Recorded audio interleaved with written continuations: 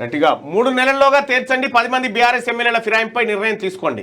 ఫిరాయింపులతో ప్రజాస్వామ్యానికి నష్టం. స్పీకర్ వ్యవస్థ సమర్థంగా అడ్డుకుంటోందా? ఈ విషయాన్ని పార్లమెంట్ సమీక్షించాలి. న్యాయ సమీక్షకు లోబడే స్పీకర్ నిర్ణయాధికారం. అనర్హత పిటిషన్లు సమర్పించి 7 నెలలైనా స్పీకర్ నోటీసులు ఇవ్వకపోవడం ఏంటి? హైకోర్టు సింగిల్ జడ్జి తీర్పులో జోక్యం డివిజన్ బెంచ్ తప్పిదామని చెప్పి సుప్రీంకోర్టు.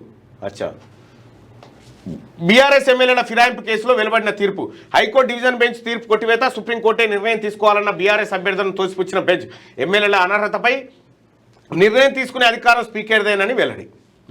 ఉప ఎన్నికలు వస్తాయి సిద్ధంగా అండి. ఇంకెక్కడ ఉప ఎన్నికలు వచ్చి పాడైతే భ్రమణాలు ఉన్నావు. ఉప ఎన్నికలు వస్తాయి సిద్ధంగా అండి. పార్టీ శ్రేణులకు కేటీఆర్ పిలుపు. సుప్రీం తీర్పుపై హర్షం. కాంగ్రెస్ రాజకీయానికి తీర్పు చెంపపెట్టని వ్యాఖ్య. ఫిరాయింపు ఎమ్మెల్యేలపై చర్యలు తీసుకోవాలని స్పీకర్ను కోరతారా రాహుల్ అని చెప్పి హరీష్ రావు. వీళ్ళు కూడా విజయం బీఆర్ఎస్ కు చెంపపెట్టు, కాంగ్రెస్ కు చెంపపెట్టు. నిర్ణయాధికారం స్పీకర్ దేనని సుప్రీం చెప్పింది. కాంగ్రెస్ ఎంపీ చామల కిరణ్ కుమార్ రెడ్డి ఫిరాయింపుపై మాట్లాడే అర్హత హరీష్ కేటీఆర్ కు లేదు. ఎమ్మెల్యే మధుసూదన్ రెడ్డి.